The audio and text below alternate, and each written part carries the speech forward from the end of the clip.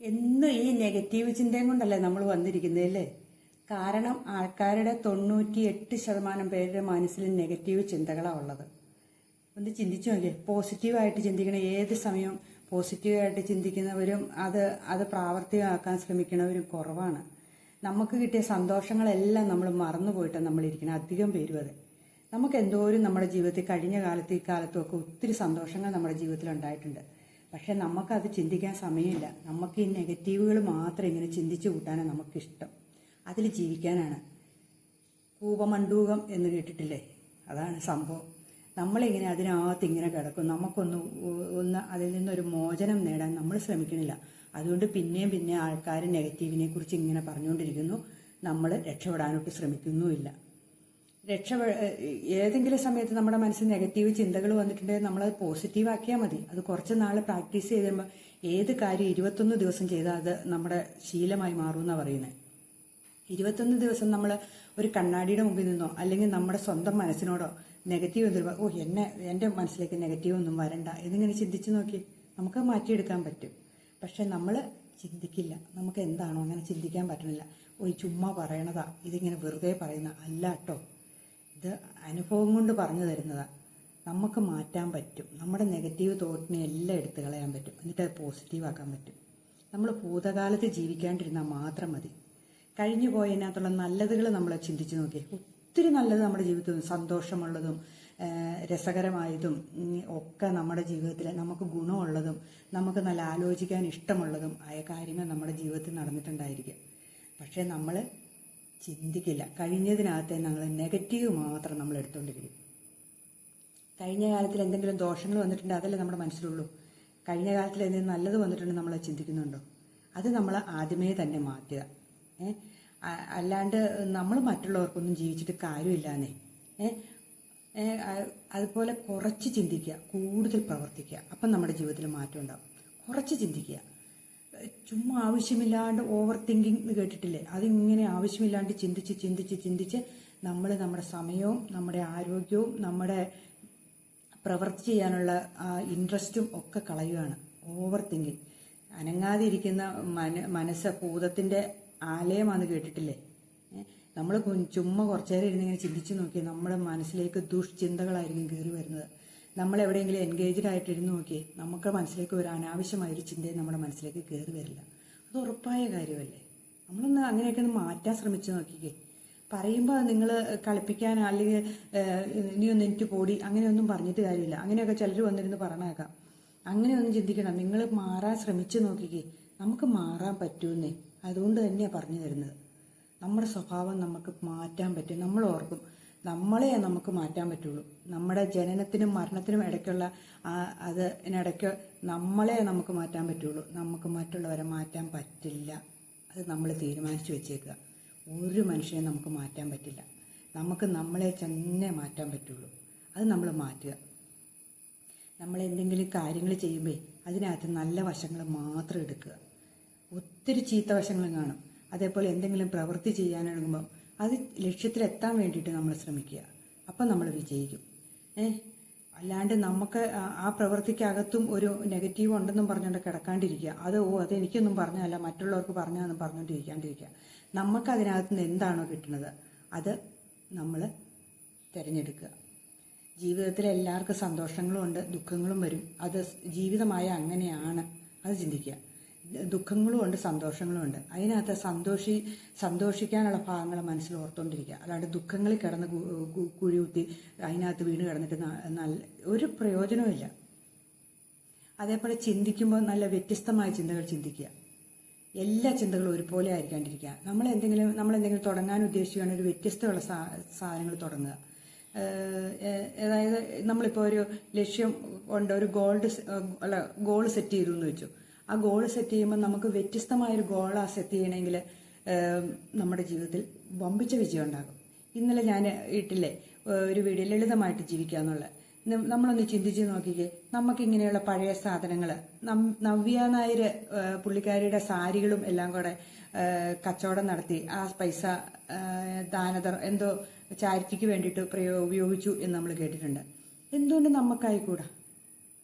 നമുക്കും അങ്ങനെ ചെറിയ ചെറിയ രീതിയിൽ ഏതെങ്കിലും ഒരു ഷോപ്പ് തുടങ്ങുക, നല്ല വൃത്തിയായ നീറ്റായ ഡ്രൈ ക്ലീൻ ഒക്കെ ചെയ്തിട്ട് ഡ്രസ്സുകൾ കൊണ്ടു കൊടുക്കുക. ആ വിറ്റ് കിട്ടുന്ന പൈസ അത് ഒത്തിരി വിലയ്ക്ക് വിൽക്കരുത്. ഇപ്പം ഒരു 10,000 രൂപയുടെ സാധനമാണെങ്കിൽ നമ്മളൊരു 5,000 രൂപ പകുതി വിലയ്ക്കേ കൊടുക്കാവുള്ളൂ. 5,000 രൂപയ്ക്ക് വിൽക്കാനിടുക. ആരെങ്കിലും വന്ന് വാങ്ങും. പഴയ സാധനങ്ങളെല്ലാം, ഫർണിച്ചറുകളും അല്ലെങ്കിൽ അങ്ങനെ ഒരു ചിന്ത നമുക്ക് എന്തുകൊണ്ട്, ഫർണിച്ചറുകൾ അല്ലെങ്കിൽ പാത്രങ്ങൾ ഒക്കെ ഒത്തിരി നശിച്ചു പോകാതെ നമുക്ക് ആവശ്യമില്ലാത്ത സാധനങ്ങൾ നമ്മൾ ഒരു ഷോപ്പ് തുടങ്ങുക, ഒരു സൂപ്പർ മാർക്കറ്റ് പോലെ.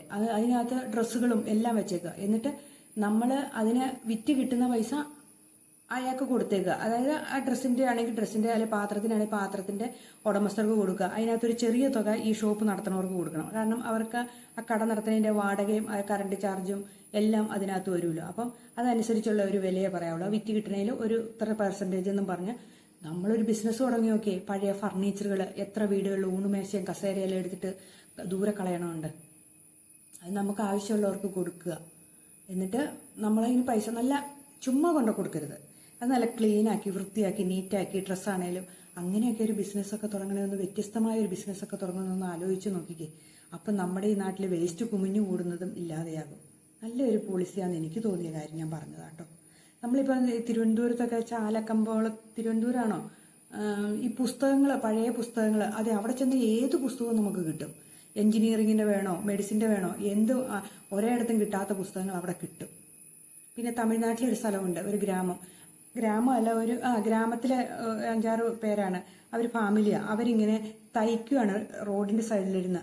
തയ്യൽ യൂണിറ്റ്, ഒരു കുടയും വെച്ചിട്ടുണ്ട് വെയിലടിക്കാണ്ടിരിക്കാൻ, ഒരു തയ്യൽ മെഷീനും വെച്ചിട്ടുണ്ട്, കുറച്ച് നൂലും ഒരു മേശയും ആയിട്ട് അവർ വന്നിരിക്കുന്നു.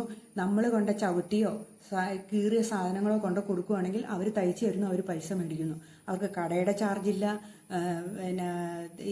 പിന്നെ വേറെ അത്യാവശ്യം യാതൊരു ചെലവുകളുമില്ല. ആ റോഡിന്റെ സൈഡിൽ ഇരിക്കുന്ന ആ കടയുടെ ആ കുടയുടെ മാത്രം, തയ്യൽ മെഷീൻ്റെയും ചെലവ് മാത്രമേ അവർക്ക് വരുന്നുള്ളൂ.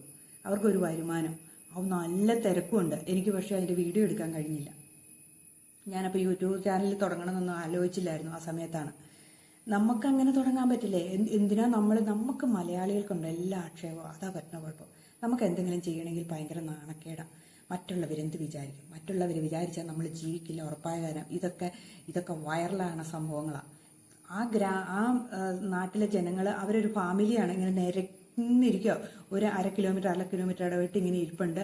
അവിടങ്ങളിലുള്ളവരെല്ലാം കൊണ്ടുവന്ന് ഈ ഡ്രസ്സുകളും ചവിട്ടികളും അതേപോലെ എല്ലാം തയ്ച്ചെടുത്തുകൊണ്ട് പോകുന്നു. പാൻറ് അങ്ങനെയൊക്കെ എല്ലാം തയ്ച്ച്, കീറകളൊക്കെ കൊണ്ട് കൊടുത്തിട്ട്, കീറിയ ഡ്രസ്സൊക്കെ കൊണ്ട് കൊടുത്ത് അവർ തുന്നി വൃത്തിയാക്കി കൊടുത്ത് വിടുന്നു. അവർ പൈസ മേടിക്കുന്നു, അവർ ജീവിക്കുന്നു. അത് പെണ്ണുങ്ങളും ആണുങ്ങളും ഒക്കെ ഉണ്ട്. ഒരു ഗ്രാമം, ആ ഗ്രാമത്തിലെ ജനങ്ങളാണ്. അവർക്ക് ഒരു മുതൽ മുടക്കുമില്ല. അവരവരുടെ ഭക്ഷണമായിട്ടാണ് വന്നിരിക്കുന്നത്. നമുക്കും എന്തുകൊണ്ട് അങ്ങനെയൊക്കെ തുടങ്ങിക്കൂടാ?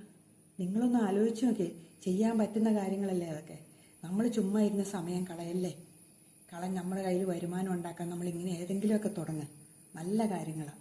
പഴയ ഫർണിച്ചറുകളൊക്കെ നല്ല മിനുക്കി കുട്ടപ്പനാക്കി വിട്ട് പുതിയ ഫർണിച്ചറിന്റെ വില മേടിക്കരുത്.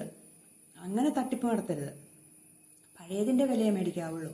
നമ്മളിപ്പോൾ 2,000 രൂപയ്ക്ക് ഒരു ഫർണിച്ചർ മേടിച്ചെങ്കിൽ നമ്മൾ കൊടുക്കുമ്പോൾ ഒരു 3,000 രൂപയ്ക്കുള്ളിൽ മേടിക്കാൻ ശ്രമിക്കരുത്. അതായത് ആ കടയുടെ ഷോപ്പിന്റെ വാടക കൊടുക്കണം, ആ വിൽക്കുന്നയാൾക്ക് ഒരു ശകലം തുക കൊടുക്കണം, പിന്നെ ബാക്കിയുള്ള പൈസ വിറ്റിട്ട് ഈ ഉടമസ്ഥന് കൊടുത്തേക്കണം. അങ്ങനെയൊക്കെ എന്തെല്ലാം കാര്യങ്ങൾ നമുക്ക് വെറൈറ്റി ആയിട്ട് ചിന്തിക്കാൻ ഇഷ്ടം പോലെ കാര്യങ്ങളില്ലേ അല്ലേ? അതൊക്കെ നമ്മൾ ചിന്തിക്കുക. നമ്മൾ ഈ കളയണ സാധനങ്ങൾ, സത്യം പറഞ്ഞ ഒരു കല്യാണ സാരിയും കല്യാണ ചെറുക്കൻ്റെ ഉപയോഗിച്ചും പെണ്ണുപയോഗിച്ചൊക്കെ ഒരു ദിവസം ഉപയോഗിച്ചിട്ട് ചുമ്മാ ഇരിക്കണത് എത്ര ഡ്രസ്സുകളാണ് കളയുന്നത്. അതൊന്ന് കളയാതിരിക്കുക. ഇങ്ങനെയുള്ള എന്തെങ്കിലും കാര്യത്തിന് കൊടുക്കുക. ആരെങ്കിലും ഉപയോഗിക്കട്ടെ, ആരെങ്കിലും ഒന്ന് മേടിച്ചോണ്ട് പോട്ടെ. അവർക്കിപ്പം 20,000 രൂപയുടെ സാരി ഒരു 10,000 രൂപയ്ക്ക് 5,000 രൂപ കിട്ടുമ്പം ഒന്ന് ഓർത്ത് നോക്കിക്കേ. ഡ്രൈ ക്ലീൻ ചെയ്ത് നല്ല നീറ്റ് ആൻഡ് ക്ലീൻ. ആരറിയുന്നു നമ്മൾ ഈ പഴയതാ മേടിച്ചു കൊടുത്തേന്ന്? അല്ല, അറിഞ്ഞു എന്ന് ഓർത്തിപ്പോൾ എന്താ പറ്റണേ? അതിനെ പ്രോത്സാഹിപ്പിക്കുക ചെയ്യേണ്ടത്. അങ്ങനെയുള്ള ബിസിനസ്സുകളെയൊക്കെ നമ്മൾ പ്രോത്സാഹിപ്പിക്കുക ചെയ്യേണ്ടത്. നമ്മളവിടെ പോയി ഡ്രസ്സുകൾ മേടിക്കുക. കുഞ്ഞുടുപ്പുകൾ, ഈ മാമോദീസയ്ക്കും അല്ലെങ്കിൽ ആദ്യ കുർബാനയ്ക്ക് എന്നൊക്കെ പറഞ്ഞ് മേടിക്കുന്ന ഡ്രസ്സുകളൊക്കെ ഒറ്റ ഇടിയിലിന് വെച്ചേക്കുക. ചുമ്മാ അതൊക്കെ ഇങ്ങനെ കൊടുക്കുന്നതായിട്ട് നമ്മളൊന്ന് ചിന്തിച്ചു നോക്കിക്കേ. വില കുറച്ച് കൊടുക്കുമ്പോൾ ആൾക്കാർ വന്ന് മേടിക്കും. അങ്ങനെയൊക്കെ നല്ല കാര്യങ്ങൾ അങ്ങനെയൊക്കെ ഉള്ളത് ചിന്തിച്ച് നമുക്ക് സേഫ് ആകാൻ ശ്രമിക്കാം. അതാണ് ഏറ്റവും ബുദ്ധി. ഇങ്ങനെയുള്ള ഒത്തിരി കാര്യങ്ങൾ നമുക്ക് ചെയ്യാൻ പറ്റും. നമ്മൾ ചുമ്മാ ഇരുന്ന് സമയം കളയാണ്ടിരിക്കുക. അല്ലാണ്ട് നമ്മൾ ഈ ചിന്തിച്ച് കൂട്ടിയിട്ട് വല്ല കാര്യമുണ്ടോ? ചിന്ത കൊണ്ട് ഒരു കാര്യമില്ല കേട്ടോ. ചിന്തിച്ച് സമയം കളഞ്ഞുകൊണ്ടിരിക്കാണ്ടിരിക്കാൻ ആക്റ്റീവ് ആകുക. മുന്നോട്ട് ജീവിക്കണമെങ്കിൽ നമ്മൾ മുന്നോട്ട് ചെയ്യുക. ഞാനൊരു കഥ പറഞ്ഞു തരട്ടെ. ഒരു കിണറ്റിൽ ഒരു തവള വീണുപോയി. കുറേ തവളകൾ കെട്ടി കിടപ്പുണ്ട്. മണ്ണിടിഞ്ഞങ്ങ് വീണുപോയി കിണറ്റിലേക്ക്. അപ്പം തവളകൾ അതിനകത്ത് കിടന്നപ്പം എല്ലാ തവളകളും ചാടാൻ നോക്കി കഴിഞ്ഞപ്പോൾ മോളിൽ ഇരുന്ന് കുറേ തവള പറഞ്ഞു, ചാടലേ ചാടലേ, മണ്ണിടിഞ്ഞ് വീണ്ടും നിങ്ങളെല്ലാം ചത്തുപോകുള്ളൂ, അതുകൊണ്ട് ചാടലേ ചാടലേ എന്ന് പറഞ്ഞു. അപ്പം അതിനകത്ത് ഒരു തവള മാത്രം ഇങ്ങനെ ചാടി ചാടി ചാടി കയറാൻ ശ്രമിച്ചുകൊണ്ടിരിക്കുക. മണ്ണിടിഞ്ഞു വീണ്ടും കയറും വീണ്ടും. ബാക്കിയുള്ള തവളകളെല്ലാം അനങ്ങാണ്ടിരുന്നു. ഇവൻ ചാടി ചാടി ചാടി ഒരു പ്രകാരത്തിൽ ഇവൻ കര വന്നപ്പോൾ മറ്റുള്ളവർ ചാടലേ ചാടലേ എന്നല്ലേ പറഞ്ഞു, നിങ്ങൾ ചത്തുവന്ന്. അപ്പം ഇവനോട് ഇവർ ചോദിച്ചു, നീ എന്തിനാ ഇങ്ങനെ കയറി വന്നേ, നീ എന്തിനാ കയറി, നീ പറയണ കേൾക്കാത്ത എന്ത് എന്ന് ചോദിച്ചു കഴിഞ്ഞപ്പം അവർ മനസ്സിലാക്കിയെന്നറിയാം, ഇവന് ചെവി കേൾക്കില്ലായിരുന്നു. അതുകൊണ്ടാണ് ഇവൻ ചാടി ചാടി കയറി. അവനോർത്ത് അവനെ കേരളേ കേരളേ എന്ന് പറയണത് എന്നാണെന്നറിയാവും, ഇവനോർത്ത് പ്രോത്സാഹിപ്പിക്കുക എന്നോർത്തുകൊണ്ടാണ് ഇവൻ കയറി വന്നത്. അപ്പം നമ്മളിങ്ങനെയുള്ള സംഭവങ്ങളെയൊക്കെ പ്രോത്സാഹിപ്പിക്കുക. നമ്മൾ നല്ല നിലയിലെത്താൻ നമുക്ക് സാധിക്കും. മനസ്സിലായോ? അല്ലാണ്ട് ഈ ചിന്തകളിൽ മുഴുകി കിടക്കാതിരിക്കുക. ഗൗരവമുള്ള കാര്യങ്ങൾ ചെയ്യുക.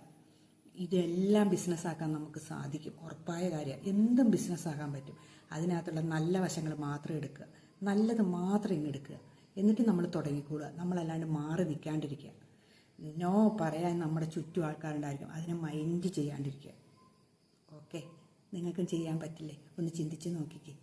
അപ്പോൾ അല്ലാണ്ട് ചുമ്മാ എനിക്കിത് വന്നു, എന്നെ അങ്ങനെ ഇങ്ങനെയാണ്, ഞാനിങ്ങനെയായിപ്പോയി, മറ്റുള്ളവർ കാരണം, അതൊന്നും ഇനി ഏൽക്കില്ല ആർക്കും. അത് മനസ്സിലാക്കുക. ഇങ്ങനെ പറയണവരെ തന്നെ ആർക്കും ഇഷ്ടമല്ലാണ്ടാകും. അവരൊന്നും ആരെയും മൈൻഡ് ചെയ്യില്ല. അയാളിങ്ങനെ സ്ഥിരം പറഞ്ഞ, അല്ലെ അവളിങ്ങനെ സ്ഥിരം പറഞ്ഞുകൊണ്ട് നടക്കണം, നമുക്കതൊന്നും മൈൻഡ് ചെയ്യേണ്ട കാര്യമില്ല എന്ന് പറയും. അത് കേൾക്കണേക്കാളും ഭേദമല്ലേ? നമുക്ക് എന്തെല്ലാം കാര്യങ്ങൾ ചെയ്യാം, ചെയ്തു നോക്കാം. ഇറങ്ങുന്നേ, എല്ലാവരും ചുമ്മാ ഇരിക്കാണ്ട് എന്തെങ്കിലും ഒരു പരിപാടിയായിട്ട് ഇറങ്ങുക. നമ്മുടെ ഈ പൈസ ഉണ്ടാകും. നമ്മൾ ചുമ്മാ ഇരുന്ന് സമയം കളയാണ്ടിരുന്നാൽ മതി. നമ്മുടെ ഈ പൈസ ഉണ്ടാകും. ഉറപ്പായ കാര്യം. സമാധാനത്തോടെ നമുക്ക് ഉറങ്ങാൻ പറ്റും ഈ ജീവിതത്തിൽ. അല്ലാണ്ട് നമുക്ക് കിട്ടിയ സന്തോഷങ്ങളെ ഒത്തിരി ഓർക്കുക. നമുക്ക് കണ്ണും കാലും മൂക്കും കൈയും എല്ലാ അവയവങ്ങളും നമ്മുടെ നോർമലായിട്ടില്ലേ? നമുക്ക് കയറി കിടക്കാൻ ഒരു വീടുള്ളവർ ഭാഗ്യവന്മാരല്ലേ? ആകെ ഒരു ഇച്ചിരി കടബാധ്യത കൊണ്ടല്ലേ നമ്മളീ പറയണത്. അത് നമ്മൾ ഒരുമ്പിട്ടിറങ്ങിയാൽ നമ്മുടെ കടബാധ്യത തീർക്കാൻ പറ്റും. നമ്മൾ ഇറങ്ങണം, പുറത്തേക്ക് ഇറങ്ങണം. അല്ലാണ്ട് വീട്ടിൽ ഇരുന്നിട്ട് ആ ചുറ്റുവട്ടത്തിൽ നടന്നിട്ട് അതിന് കടബാധ്യത തീരുമെന്ന് വിചാരിച്ച നടപടിയില്ല. നമ്മൾ എന്തെങ്കിലും ഇങ്ങനെയുള്ള പുതിയ പുതിയ ആശയങ്ങൾ കണ്ടുപിടിച്ചാൽ അത് വിജയിക്കും. ഉറപ്പായ കാര്യമാണ്. അല്ലെങ്കിൽ നിങ്ങളൊന്ന് ചെയ്തു നോക്കി, ഒരു കൂട്ടായ ഒരു ഗ്രൂപ്പായിട്ട് തുടങ്ങുക, ഒരു ഇതായിട്ട് തുടങ്ങി നോക്കിക്കേ, നമുക്ക് സാധിക്കും. ഉറപ്പായ കാര്യമാണ്.